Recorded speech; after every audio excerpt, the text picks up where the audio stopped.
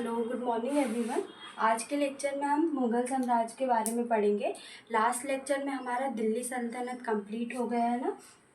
आज हम देखेंगे कि मुग़ल साम्राज्य की सबसे पहले कि हमको ओवरऑल क्या क्या पढ़ना है ना मुग़ल साम्राज्य में, कि प्रमुख सुल्तान देखना है ना और अन्य चीज़ें क्या क्या देखनी है। ये आज के लेक्चर में हम बेसिक चीज़ें देख लेते हैं। फिर नेक्स्ट लेक्चर में हम जो संस्थापक है बाबर के बारे में पढ़ेंगे, उसके बाद हुमायूं, फिर शेरशाह सूरी, अकबर, जहांगीर और शाहजहाँ के बारे में। सबसे पहले हम देखते हैं कि कब से कब तक मुग़ल साम्राज्य का शासनकाल था। तो 1526 ईस्वी से 1707 ईस्वी तक मुग़ल साम्राज्य का शासनकाल था, है ना। इसमें क्या थे, जैसे दिल्ली सल्तनत में हम क्या बोलते थे, जो राजा थे उनको क्या बोलते थे, सुल्तान। तो उसी प्रकार क्या मुग़ल साम्राज्य में क्या बोलने लगे, बादशाह की पदवी उपाधि देने लगे, क्या, बादशाह की, है ना। तो मैंने यहाँ पे सुल्तान भी लिख दिया और बादशाह भी लिख दिया, है ना।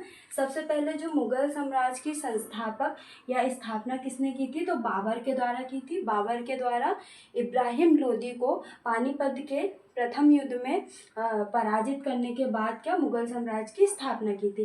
जैसा हमने दिल्ली सल्तनत में देखा था कि संस्थापक कौन थे, ऐबक थे। और अगर वास्तविक संस्थापक की बात करें तो इल्तुतमिश थे, है ना। इसमें कौन है, बाबर। तो हम बाबर के बारे में पढ़ेंगे, जिनका नाम क्या है, जियाउद्दीन मोहम्मद। क्या है, जियाउद्दीन मोहम्मद के नाम से वो बादशाह बने थे।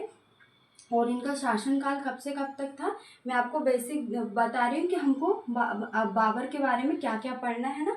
इसकी इन डिटेल हम अच्छे से नेक्स्ट लेक्चर में पढ़ेंगे, है ना। ये 1526 से 1530 ईस्वी तक इनका शासनकाल था। इनके शासनकाल में क्या क्या घटनाएं घटित हुई थी, तो हम ये देख लेते हैं।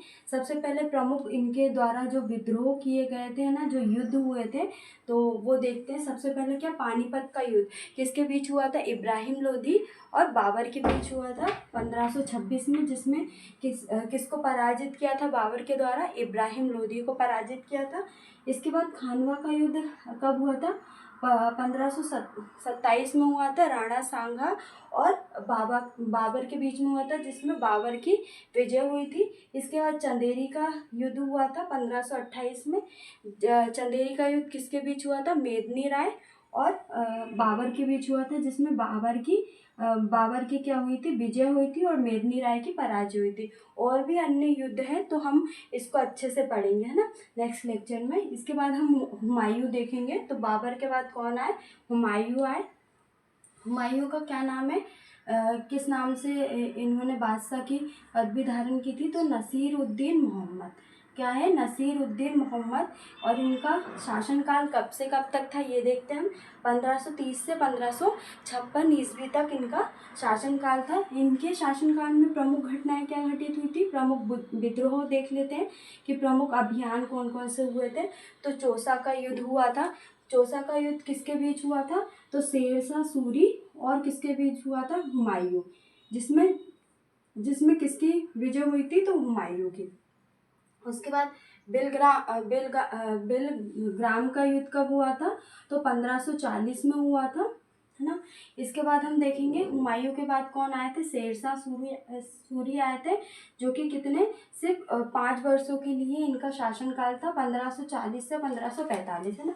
तो इसमें हमने देखा जो शासनकाल है 1530 से 1556 है। तो 1530 से 1540 तक कौन थे, हुमायूं थे। उसके बाद 1540 में क्या, बिलग्राम का युद्ध हुआ था, जिसमें शेरशाह सूरी की विजय हुई थी। तो 1540 से 1545 तक कौन बने थे, शेरशाह सूरी बने थे। इसके बाद 45 से 56 तक फिर से किसका शासनकाल था, तो हुमायूं का था, ना। शेरशाह सूरी के शासनकाल में क्या क्या चीज़ें थी, इनका शासन प्रबंधन बहुत ज़्यादा इम्पोर्टेंट है ना, ये हमको 7 मार्क्स में पढ़ना है ना। तो इनका शासन प्रबंधन देखना है हमको, स्थापत्य कला के बारे में देखना है ना। तो मुग़ल साम्राज्य में क्या, शेरशाह सूरी के समय क्या स्थापत्य कला अपने उच्च चरम पर थी, है ना। तो स्थापत्य कला के बारे में देखना है। और शेरशाह शेरशाह सूरी की क्या हमको धार्मिक नीति के बारे में देखना है। क्या देखना है? धार्मिक नीति के बारे में। इसके बाद हमको अकबर के बारे में पढ़ना है। अकबर का नाम क्या है? जलालुद्दीन मोहम्मद। क्या है? जलालुद्दीन मोहम्मद।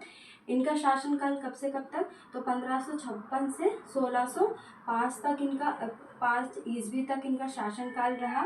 इनकी हमको क्या देखनी है? अकबर की मुख्य रूप से क्या देखनी है? धार्मिक नीति, है ना। धार्मिक नीति देखनी है जो कि कितने चरणों में विभाजित थी? 3 चरणों में। क्या थी? 3 चरणों में हमको देखना है इनकी।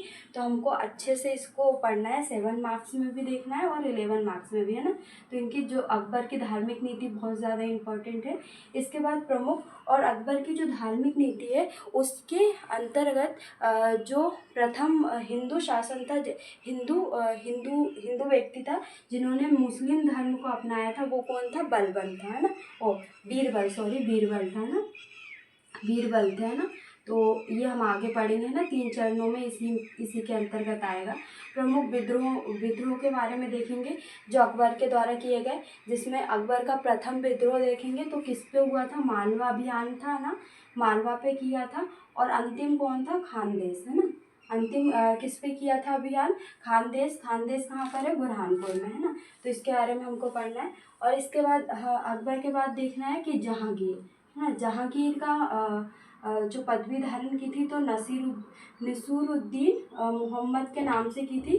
इनका शासनकाल कब से कब तक था? तो 1605 से लेके 1627 ईस्वी तक इनका शासनकाल रहा। इनमें हमको क्या देखना है? जहांगीर में सबसे ज़्यादा हमको क्या? नूरजहाँ के बारे में पढ़ना है ना। इसके बाद शाहजहाँ के बारे में देखना है, जिनका नाम क्या था? पदवी धारण की थी सियाबुद्दीन मोहम्मद। क्या है? सियाबुद्दीन मोहम्मद। क्या इनका शासनकाल कब से कब तक था? तो 1627 से 1658 तक इनका शासनकाल था। इनके समय कौन कौन से युद्ध हुए थे हम ये देखेंगे। तो बुंदेलखंड का युद्ध और बीजापुर का युद्ध, है ना। और भी अन्य विद्रोह हैं जो हम पढ़ेंगे, है ना, शाहजहाँ के अंतर्गत। इसके बाद औरंगजेब आए थे जो कि मुगल साम्राज्य के अंतिम बादशाह थे, है ना। इनका जो वास्तविक नाम क्या है? आलमगीर मोहम्मद, है ना। इन्होंने कब से कब तक शासन किया था? 1717 तक 1707 तक इनका शासनकाल रहा। इनकी क्या? धार्मिक नीति के बारे में पढ़ना है विशेषकर, क्योंकि जो औरंगजेब है सभी मुगल बादशाह में सबसे ज़्यादा कट्टर अगर धार्मिक नीति किसी की थी तो वो औरंगजेब की थी, है ना। इसके बाद औरंगजेब की हमको प्रमुख विद्रोह के बारे में देखना है। अगर अन्य चीज़ों में हम क्या क्या पढ़ेंगे मुगल साम्राज्य के अंतर्गत, तो हम अन्य चीज़ों में उनके मुगल साम्राज्य का ओवरऑल प्रशासन देखेंगे। ये ओवरऑल प्रशासन देखेंगे जिसमें हम सबसे पहले क्या? केंद्रीय प्रशासन देखेंगे। उसके बाद प्रांतीय प्रशासन देखेंगे, है ना। प्रांतीय प्रशासन के बाद हम क्या देखेंगे? जैसे क्या थी दिल्ली सल्तनत के अंतर्गत हमने क्या एकता प्रथा देखी थी, है ना। तो उसी प्रकार क्या मुगल साम्राज्य के अंतर्गत हमको मनसबदारी व्यवस्था देखनी है। क्या देखनी है? मनसबदारी व्यवस्था। इसके बाद हमको न्याय व्यवस्था देखनी है। इसी में हमको सैन्य व्यवस्था देखनी है और भू राजस्व व्यवस्था। ये हमको क्या ओवरऑल सबका देखना है। जैसे बाबर हो गया, हुमायूं, शेरशाह सूरी, अकबर, जहांगीर, शाहजहाँ और औरंगजेब की, है ना। इसके बाद हमको जो मुगल साम्राज्य है, मुगल साम्राज्य की क्या धार्मिक नीति देखनी है, जिसमें हमको अलग अलग साम्राज्य के अलग अलग जो बादशाह उनके बारे में पढ़ना है। और ये 11 मार्क्स के अकॉर्डिंग सबसे पहले हम क्या देखेंगे? बाबर की देखेंगे कि बाबर की धार्मिक नीति कैसी थी, है ना। इसके बाद हम हुमायूं का देखेंगे कि हुमायूं की धार्मिक नीति कैसी थी। इसके बाद हम शेरशाह सूरी की देखेंगे, शेरशाह सूरी की। उसके बाद हम अकबर की धार्मिक नीति देखेंगे। अकबर की धार्मिक नीति में हमको क्या 3 चरणों में जो धार्मिक नीति वो देखेंगे, है ना, शॉर्ट में देख लेंगे इसको। और इसके बाद शाहजहाँ की धार्मिक नीति देखेंगे। फिर जहाँ पहले जहांगीर की, उसके बाद शाहजहाँ और औरंगजेब सबसे कट्टर जिनकी धार्मिक नीति। इसके बाद हम स्थापत्य और कला के बारे में देखेंगे। स्थापत्य और कला में भी हम यही सीक्वेंस चलाएंगे। सबसे पहले अकबर की स्थापत्य कला देखेंगे, फिर हुमायूं की देखेंगे, फिर शेरशाह की, फिर अकबर की, जहांगीर, शाहजहाँ, औरंगजेब, है ना। इसके बाद संगीत में भी हम क्या देखेंगे? सबसे पहले जो संगीत के जो समर्थक नहीं थे वो कौन थे, औरंगजेब थे, है ना। इसके बाद साहित्य के बारे में देखेंगे, है ना। साहित्य के बाद चित्रकला के बारे में देखेंगे, ओवरऑल जो मुगल साम्राज्य की चित्रकला है उसके बारे में पढ़ेंगे। तो हमको क्या जो हमारे जो नेक्स्ट लेक्चर है हमको इतनी सारी चीज़ें पढ़नी है। आज हमने क्या बेसिक जो है वो चीज़ें देख ली कि हमको क्या क्या पढ़ना है, जिससे कि हम अच्छे से सारी चीज़ें कंप्लीट करते हुए चलेंगे। पहले हम बादशाह के बारे में पढ़ेंगे और अन्य चीज़ें जो प्रशासन है, धार्मिक नीति, स्थापत्य कला, संगीत, साहित्य और चित्रकला के बारे में पढ़ेंगे।